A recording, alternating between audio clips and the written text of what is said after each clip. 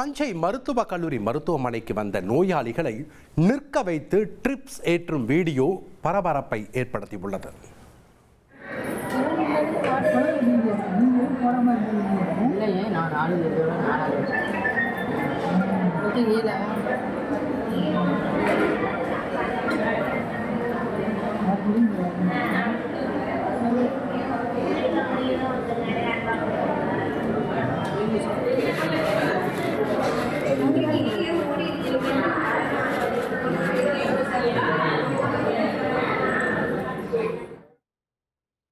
புற்றுநோய்க்கு சிகிச்சை பெற வந்த நோயாளிகளை படுக்கை வசதி கொண்ட அறைக்கு அழைத்துச் செல்லாமல் மருந்துகள் வாங்கும் அறையில் நிற்க வைத்து செவிலியர்கள் ட்ரிப்ஸ் ஏற்றிய வீடியோ சமூக வலைதளங்களில் வைரலாகி வருகிறது. இதனிடையே நோயாளிகளை நிற்க வைத்து ட்ரிப்ஸ் ஏற்றிய செவிலியர் இடைநீக்கம் செய்யப்பட்டார். தாம்பரம் ஜிஎஸ்டி சாலையில் பட்டப்பகலில் இளம்பெண்ணிடம் செயின் பறித்த சம்பவம் பரபரப்பை ஏற்படுத்தியுள்ளது. கூடுவாஞ்சேரியைச் சேர்ந்த இளம்பெண் ஒருவர் தாம்பரம் ஜிஎஸ்டி சாலையில் உள்ள தனியார் கோச்சிங் சென்டரில் சிவில் சர்வீஸ் தேர்வுக்கு படித்து வருகிறார். இந்நிலையில் வழக்கம் போல வகுப்பு முடிந்து ஜிஎஸ்டி சாலையில் நடந்து சென்ற போது கழுத்தில் அணிந்திருந்த தங்கச் செயினை மர்ம நபர் செயினை பிடித்து இழுத்ததாக தெரிகிறது. அப்போது இளம்பெண்ணின் அலறல் சத்தம் கேட்டு பொதுமக்கள் சூழ்ந்து கொண்டதால் அந்த நபர் செயினை சாலையோரமாக வீசிவிட்டு தப்பி ஓடினார். இளம்பெண் கழுத்தில் காயங்களுடன் தனியார் மருத்துவமனையில் சிகிச்சைக்கு அனுமதிக்கப்பட்ட நிலையில் தாம்பரம் காவல்துறையினர் வழக்கு பதிவு செய்து விசாரணை நடத்தி வருகின்றனர். கேரள மாநிலம் ஆலப்புழாவில் யானை பாகனின் கையில் இருந்த 6 மாத குழந்தை தவறி யானையின் காலுக்கு அருகே விழுந்த சம்பவம் அதிர்ச்சியை ஏற்படுத்தியுள்ளது.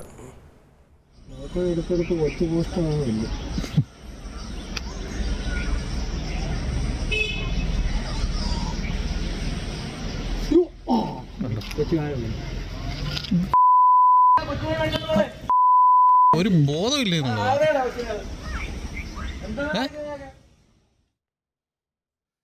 சென்னை அடுத்த புழலில் திடீரென லாரி தீப்பற்றி எரிந்ததால் பரபரப்பான சூழல் நிலவியது. இளைஞர்கள் உதவியுடன் தீயணைப்பு வீரர்கள் ரசாயன நுரை கலைந்த தண்ணீரை பீச்சி அடித்து தீயை கட்டுக்குள் கொண்டு வந்தனர்.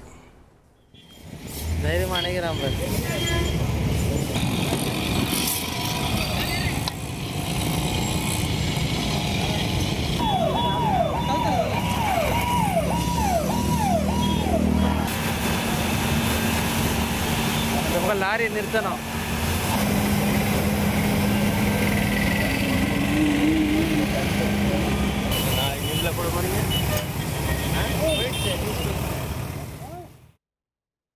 மாணவி குறித்து சமூக வலைதளங்களில் அவதூறாக பதிவிட்ட நெல்லை அரசு கல்லூரி முதல்வர் மற்றும் அவரது கணவர் ஆகிய இருவர் கைது செய்யப்பட்டனர்.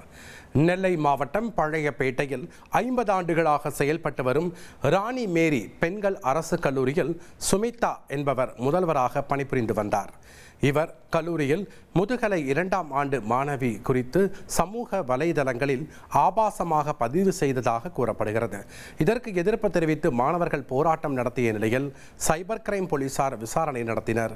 இதில் மாணவி குறித்து சமூக ஊடகங்களில் தவறாக கருத்துக்களை பரப்பிய கல்லூரி முதல்வர் சுமிதா மற்றும் அவரது கணவர் கைது செய்யப்பட்டனர். புதுச்சேரி அடுத்த அரியூர் அருகே தேசிய நெடுஞ்சாலை அருகே பழைய டயர்களை மர்ம நபர்கள் தீ வைத்து எரித்ததால் கரும்புகை சூழ்ந்து வாகன ஓட்டிகள் மிகுந்த சிரமத்திற்கு உள்ளாகினர். பொதுமக்களுக்கு மூச்சு திணறலும் ஏற்பட்டதால் பரபரப்பான சூழல் நிலவியது.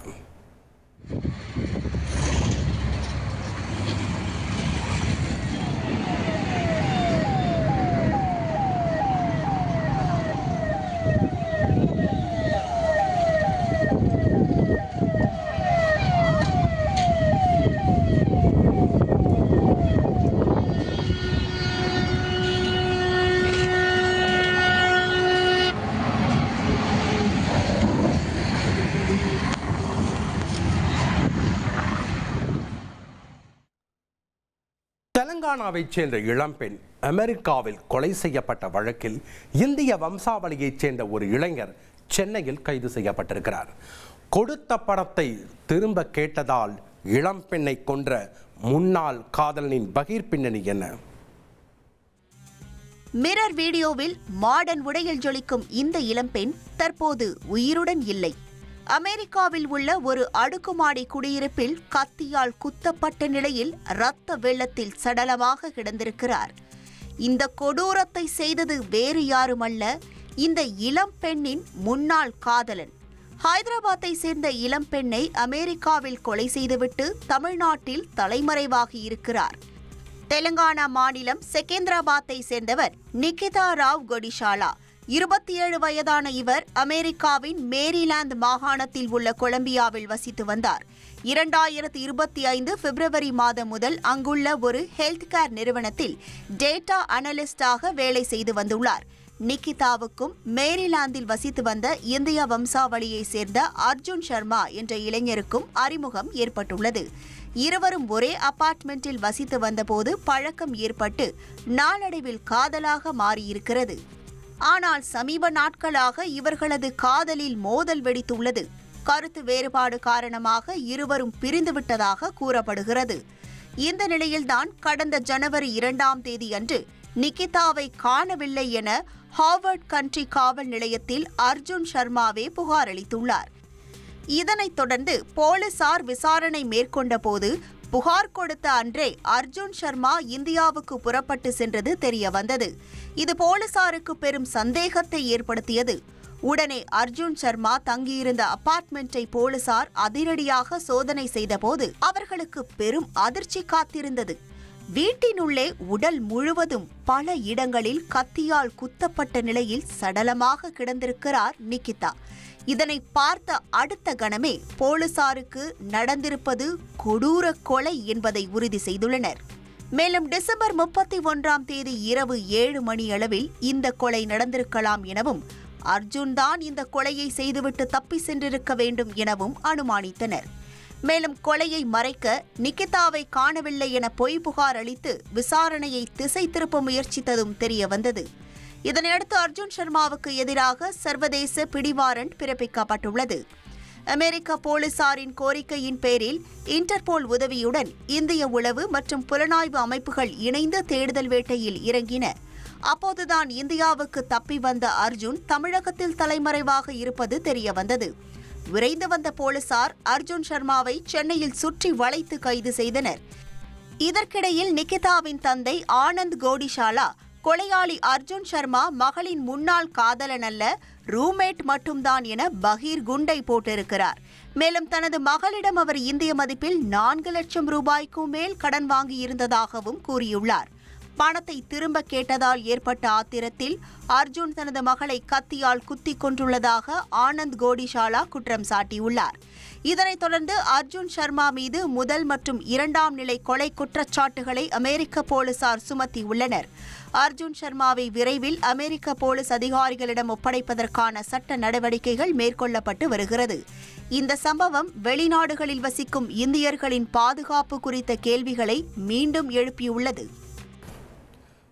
கேரள மாநிலம் கோழிக்கோடு மாவட்டத்தில் சாலையை கடக்கும் போது இளம்பெண் மீது இருசக்கர வாகனம் மோதி அவர் தூக்கி வீசப்பட்ட சம்பவம் அதிர்ச்சியை ஏற்படுத்தியுள்ளது.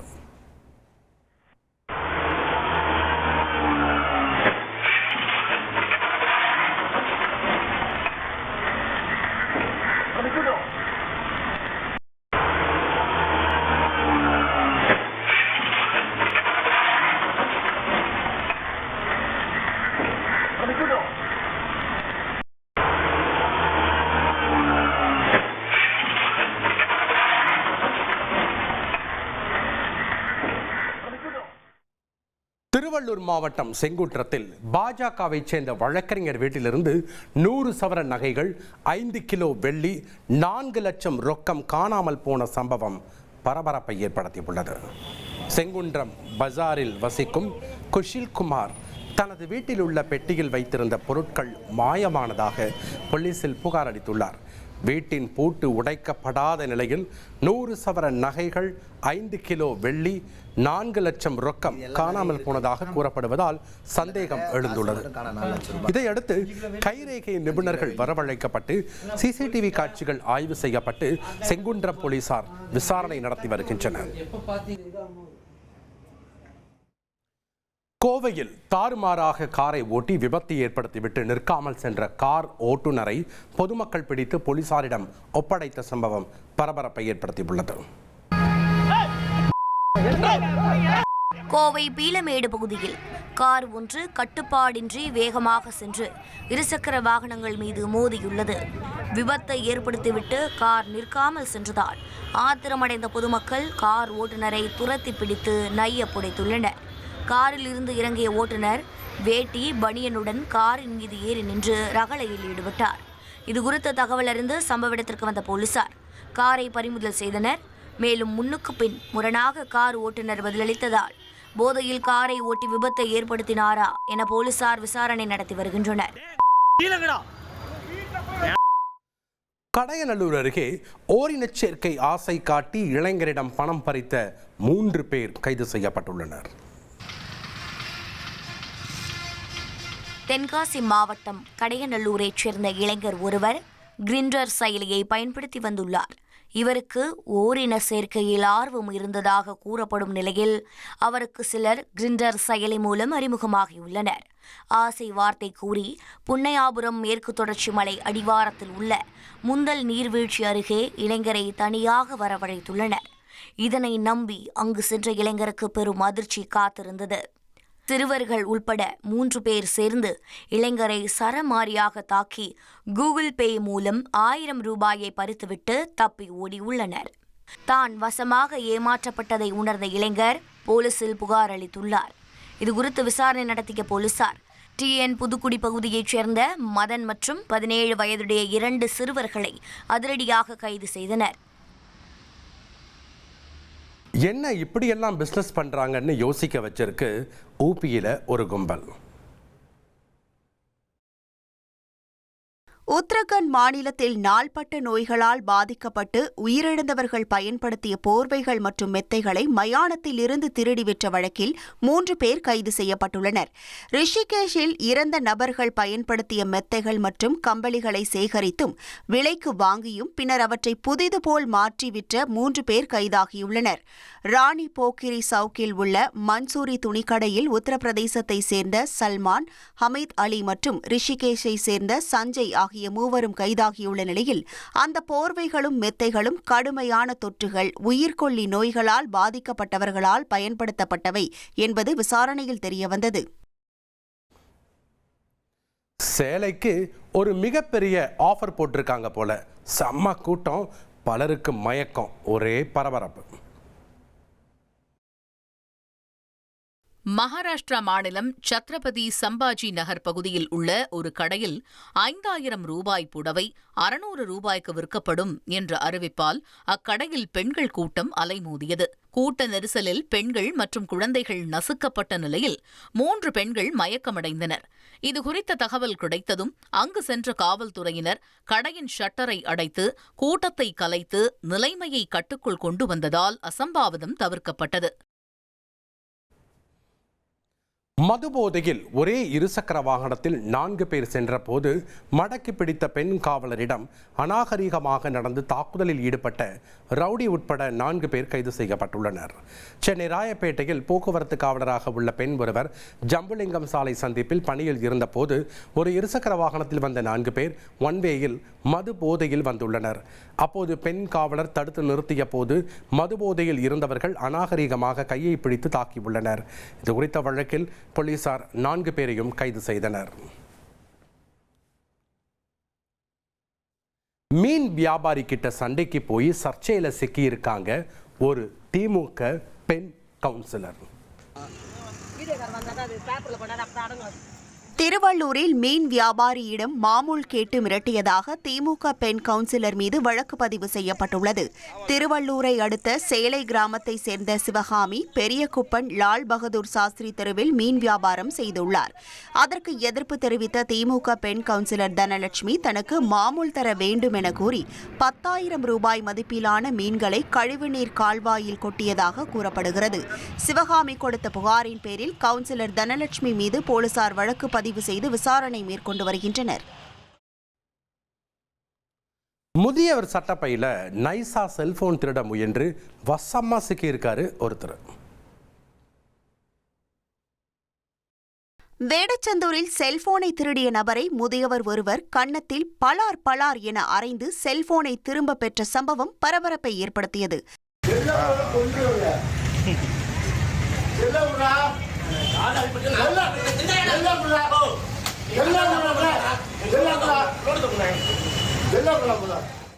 பேருந்து நிலையில் தூங்கிக் கொண்டிருந்த முதியவர் சுப்பிரமணியனின் சட்டை பையில் இருந்த செல்போனை அங்கு வந்த நபர் திருடியதாக கூறப்படுகிறது. தூக்கம் களைந்த முதியவர் அருகே இருந்த நபரிடம் செல்போன் பற்றி கேள்வி எழுப்பியுள்ளார். முன்னுக்கு பின் முரணாக பதிலளித்த அந்த நபரை முதியவர் கன்னத்தில் அறைந்து செல்போனை திரும்ப வாங்கிக் கொண்டார். ஆயிரக்கணக்கான பயணிகள் பயணிக்கிற ரயிலுக்கு திடீர்னு வெடிகுண்டு மிரட்டல் வர சில நிமிடங்கள் பதற்றம் நீடிச்சிச்சு. உத்தரப்பிரதேசத்தில் ரயிலுக்கு வெடிகுண்டு மிரட்டல் விடுக்கப்பட்ட நிலையில் நடுவழியில் ரயில் நிறுத்தப்பட்டதால் பரபரப்பு ஏற்பட்டது. கோரக்பூரில் இருந்து மும்பை செல்லும் லோக்மான்ய திலக் ரயிலில் வெடிகுண்டு வைக்கப்பட்டிருப்பதாக மிரட்டல் விடுக்கப்பட்டது. இதைத் தொடர்ந்து மாவு என்ற பகுதியில் பாதியில் நிறுத்தப்பட்ட ரயிலில் இருந்து பயணிகளை வெளியேற்றி அதிகாரிகள் சோதனை செய்தனர்.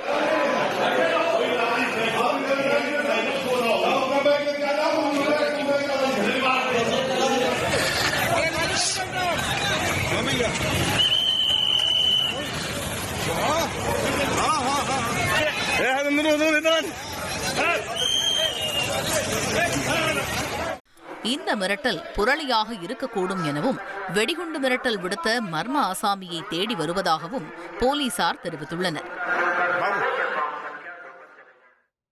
குடியிருப்பு பகுதிக்குள் திடீரென நுழைந்த காட்டு யானைகளால் பொதுமக்கள் அச்சமடைந்தனர். நீலகிரி மாவட்டம் கூடலூரில் 3 காட்டு யானைகள் குடியிருப்பு பகுதிக்குள் புகுந்து சில மணி நேரம் முகாமிட்டன. இதனால் அப்பகுதி மக்கள் அச்சமடைந்து வீடுகளுக்குள்ளேயே தஞ்சமடைந்தனர். மேலும் அங்கிருந்த மரங்கள் மற்றும் செடிகளை யானைகள் சேதப்படுத்தியதாகவும் கூறப்படுகிறது. ரயில்வே கேட் அருகே சுமை தூக்கும் கூலி தொழிலாளி ஒருவர் வெட்டி படுகொலை செய்யப்பட்டுள்ள சம்பவம் பெரும் அதிர்ச்சியை ஏற்படுத்தியுள்ளது. தீபாவளியன்று ஏற்பட்ட முன்விரோதம்தான் நடந்த கொலைக்கு காரணமா?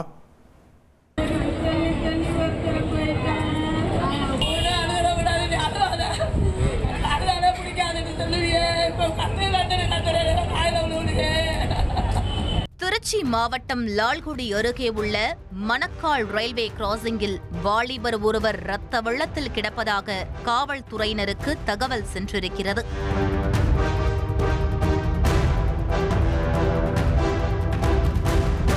உடனடியாக நிகழ்விடத்திற்கு விரைந்து சென்ற லால்குடி போலீசார் இறந்தவரின் உடலை மீட்டு அதனை பிரேத பரிசோதனைக்காக அனுப்பி வைத்துவிட்டு விசாரணையை தொடங்கியுள்ளனர்.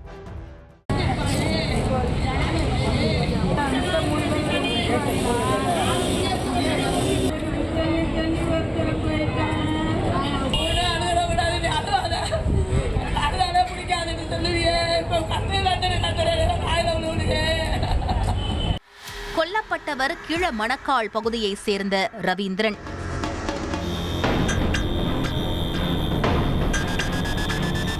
MA பட்டதாரியான இவர் அதே பகுதியில் உள்ள அரசு நெல் கொள்முதல் நிலையத்தில் தற்காலிக சுமை தூக்கும் தொழிலாளியாக பணியாற்றி வந்துள்ளார். இந்நிலையில் பணியிடத்தில் கிடைக்கும் கமிஷன் பணத்தை பங்கிட்டுக் கொள்வதில் ரவீந்திரனுக்கும் அவருடன் பணியாற்றி வந்த சக ஊழியரான கமலேஷ் என்பவருக்கும் அடிக்கடி பிரச்சனை நடந்துள்ளது. அதன் தொடர்ச்சியாக கடந்த தீபாவளி அன்று கமலேஷ் மதுபோதையில் ரவீந்திரனிடம் தகராறு செய்திருக்கிறார். அப்போது ரவீந்திரனும் அவரின் அண்ணன் ராகேஷ் பாபு என்பவரும் கமலேஷை பியர் பாட்டிலால் தாக்கி காயப்படுத்தியுள்ளனர். இது தொடர்பாக கமலேஷ் அளித்த புகாரின் பேரில் ஏற்கனவே வழக்கு பதிவு செய்திருந்த லால்குடி போலீசார் தாக்குதலில் ஈடுபட்ட சகோதரர்களிடம் விசாரணை மேற்கொண்டு நடவடிக்கை எடுத்துள்ளனர். இந்த சூழலில்தான் சம்பவம் நடந்த திங்கட்கிழமை இரவு ரவீந்திரன் அவருடைய இருசக்கர வாகனத்தில் மணக்கால் ரயில்வே கிராசிங் வழியாக சென்றுள்ளார். கேட் மூடப்பட்டிருந்த காரணத்தால் அங்கு சிறிது நேரம் காத்திருக்க வேண்டிய சூழல் உருவாகியிருக்கிறது. அப்போது அவரை திடீரென வழிமறித்த 2 மர்ம நபர்கள் ரவீந்திரனை சரமாரியாக வெட்டி கொலை செய்துவிட்டு தப்பி சென்றுள்ளது விசாரணையில் தெரிய வந்திருக்கிறது.